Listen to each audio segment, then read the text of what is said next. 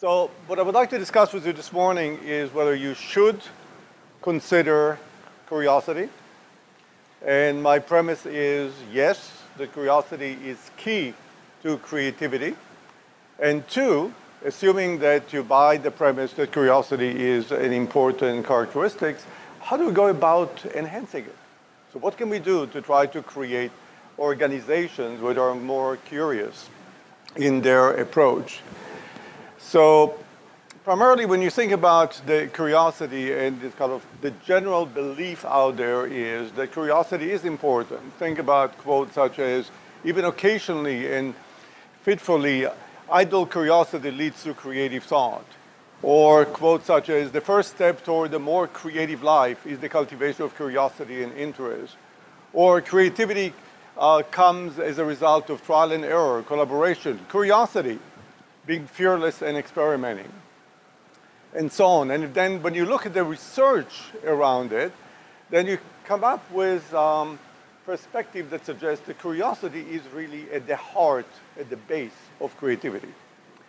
Now, why is creativity important? In today's environment, when we're dealing with fundamental changes, empowered consumers, skeptical consumers, enormous advances in technology and in science.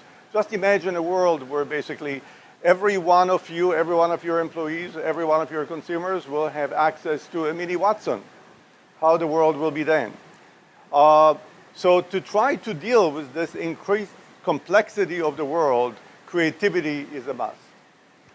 And if curiosity is at the heart of creativity, we have to enhance our curiosity. So just do a quick test on a 10-point scale. When you consider your organization, how creative do you think your organization is? So how many of you feel that your organization is between 8, 9, or 10? Can I see a show of hands? Well, we have only about 5 people. That's not very encouraging. Now, you should realize the fact that creativity can be enhanced.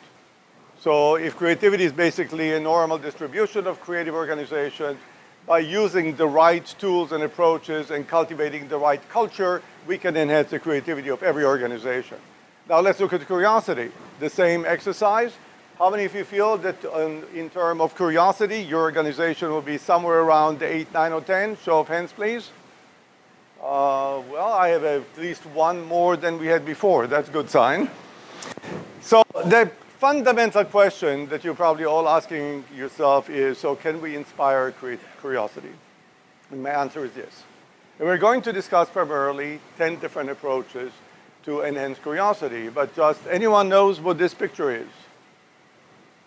Well, this was the tool that actually Van Gogh used in his paintings, taken from kind of the Van Gogh Museum. So if he could use tools, guys, any one of us can use tools. And just look at this list of innovations here. What is common to all these innovations? Louder? The internet. Well, not exactly. You have like Tata Motors car there with $2,000 car. What else? Consumer product. What else? Louder? Logos. Okay, what else? Okay, when you think about this, guys, ask yourself the question, how was the world before these innovations? And fundamentally, every one of these breakthrough innovations challenged and changed the mental model of their industry. So just imagine a GM or Ford or a Chrysler or a Mercedes coming with a $2,000 car. So in any one of these, they basically had the courage to change the mental model of their industries. So what I would like to do is go now into 10 guidelines. I don't want to expect you to remember all 10, but at least expose yourself to the 10, and then select the 1 or 2 that really appeal to you and start using them and applying them in trying to enhance the curiosity of your organization. So the first one is really the idea of challenging your mental models.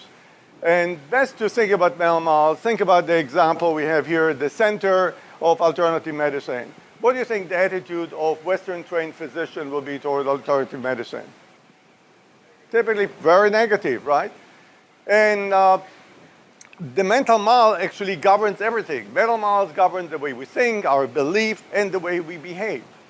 So in this specific case, what if we kind of reflected for a minute on this and said, let's think about a different way of looking at alternative medicine.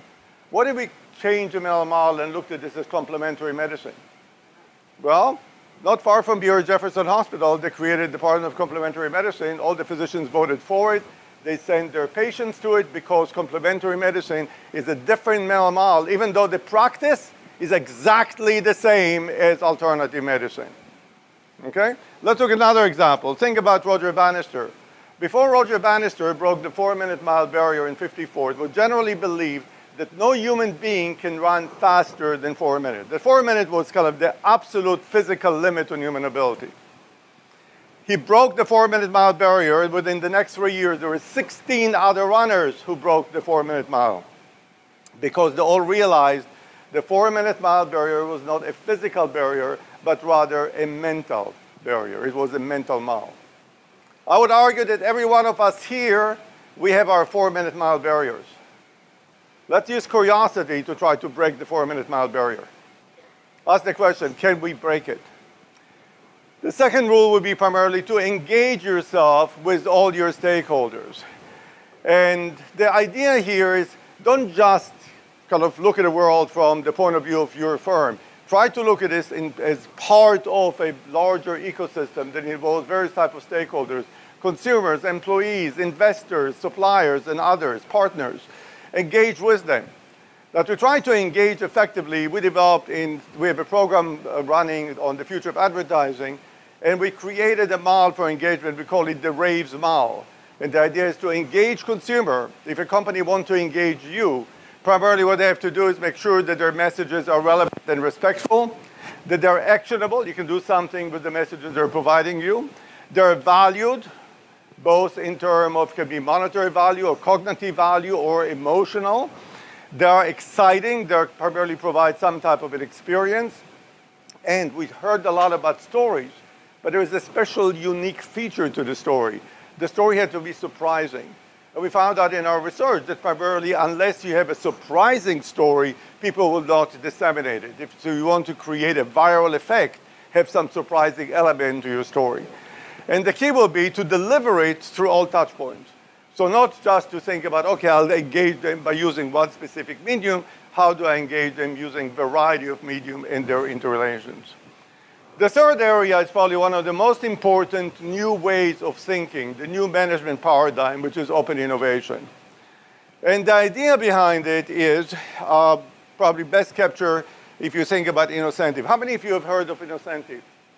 Well, so tonight, since only one of you had, basically go on the web and go on incentive. Incentive is a network of about 250,000 plus problem solvers. When companies have a problem they cannot solve, then send it to incentive. And here are two interesting findings about them. One, they can solve about 40% of the problem they get. These are problems that major corporations, R&D facilities could not solve. But the second finding is the most critical. The further the discipline of the problem from the discipline of the problem solver, the higher the likelihood of success. Which means if Eli Lilly gives them a medical problem, it is not the medical experts among incentive who are going to solve the problem, but rather it might be the engineer, the mathematician, the philosopher, and others. Since no company has the capacity or resources to hire people from all disciplines, open innovation is moving toward a must. It's no longer something that you can consider will be nice to do it. You have to plan for this as part of your portfolio of activities. You have to include open innovation as an option. And it's not only in the R&D area, it's in all facets of life. So a company such as Victor and Spoils is primarily an advertising agency with one distinct different from typical advertising agency because they don't have just a creative department. They have a network of over 7,000 creatives from all over the world. So when they have an assignment, they can send it to their creative. Open innovation is a must in terms of creativity. It enhances significantly the curiosity of the organization because you're exploring beyond the boundaries of your comfort zones. You're going beyond the expertise that you typically have. The fourth area is improv. engage in improv. Improv is typically viewed only for dance, music, theater. Engage in it, even as amateur. I know it might be a little embarrassing, it might be uncomfortable initially, but it frees you. It basically allows you to express your curiosity. 5 is a methodology that is often used in generating new product ideas. It's morphological analysis. Fundamentally, it suggests take a problem, any problem you have, decompose it into key components. In each one of them, identify various options, and then look for different type of combinations. Any combination here might be a new strategy that you're dealing with, and if you're doing it, you'll come up with some crazy ideas. Well, some of these crazy ideas might be the right one. So try to explore. What it will do is, if you're using other typical approaches for generating new product ideas, like brainstorming, focus group interviews, and others, what it will do is it will provide you a framework within which you can put the results of the other studies. And then systematically, you can try to look at various combinations and primarily look for the unusual combinations. That's what will give you basically the aha, the breakthrough, the new approach, which is typically you don't get just by using your traditional frame of reference to what you're doing. The 6th approach is to use analogies, and ideally to think about breakaway analogies from other fields. So that's an example from IDEO. They were basically interested in improving the efficiency of an operating room, and the analogy they selected, voila. Not exactly something that will come to mind when you think about how do I improve the operating room. Art is a great way to try to enhance your curiosity and creativity. So look at some of the kind of images that I have here. And when you think about Duchamp, that basically took a urinal and created this as a fountain and said that's a piece of art, he actually changed the face of modern art. Think about this little kid here is watching a Damon Hirst kind of sculpture. Basically, art encourages you to be more curious. Let yourself go. Don't judge the art as I like it, I don't like it. Look at this and try to understand what you get from it. Look at the kind of the curiosity inspired. It doesn't have to be limited only to the visual art. It can also be related to architecture. If you look at Frank Gehry's Bilbao, if you look in terms of dance or any other performing art. The 8th is to employ creativity rules. There are a variety of creativity rules out there. I'm giving you here examples of 2 of them, but there are many creativity rules. Use them, because what they do is they force you to go beyond your current typical approach, and will provide you with a better insight and enhance your curiosity. The 9th guideline I'm suggesting is a very powerful one. It's an exercise that every one of you can do individually and every organization can do. It implies the requirement of 3 things. 1, select a publication of your choice. Time Magazine, Fast Forward, CNN, any one of the outlets that you're interested in. Select the time horizon. In the specific example here, it's 2020, and select an award. Decide what award would you like to get. So let's imagine you select, I want to be the most innovative company by 2020 and be honored by Fast Company, and then write the article, write a story. Why did you get the award, or why will you get the award in 2020 for being the most innovative company? Once you write the award, work backward, that's typically called as backward planning, work backward and say, what do I have to do today to try to get there? And I'll guarantee you that if you'll do it and let yourself go in terms of what you really would like to do, the real aspiration, either as an individual or as a company, you'll find surprises and will be quite different from what you're doing today. Very, very powerful approach.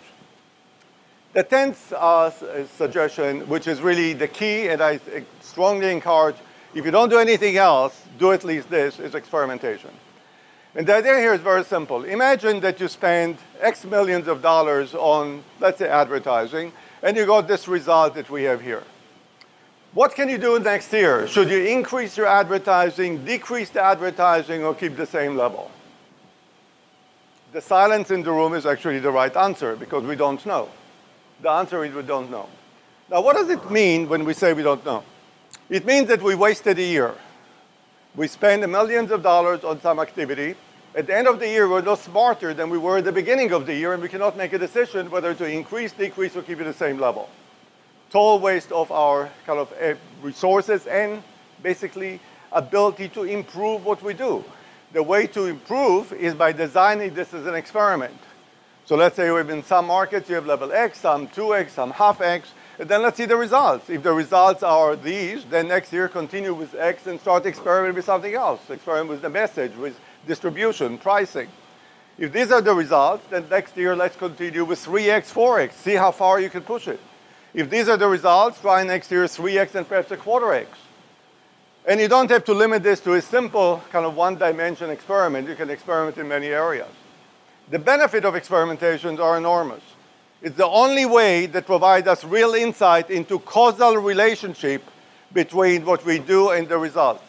Everything else is correlation. Experimentation allows us, because of control, allows us to determine a causal relationship.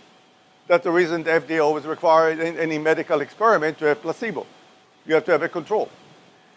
Second, because I know now more, I learn and I have causal relationship, I can actually come with better decisions. It encourages innovation, and because if I promote the experimentation organization, everyone knows not every experiment will succeed. I'm providing an okay, I'm telling everyone in the organization it is okay to fail. The question is, what can we learn from failure? And that's the way you create a creative organization. It also forces you to measure, because without measurement you cannot really do it. And how many of you really know what is the ROI on your advertising? But if I experiment, I will know.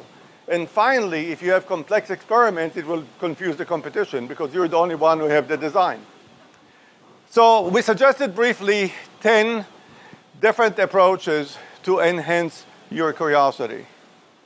If you do it, and whatever you select, and my preference, for example, as an individual will be to challenge the mental models on an ongoing basis, and at least one of them will be like open innovation. But select any one of these, but translate what you come up here into an experiment.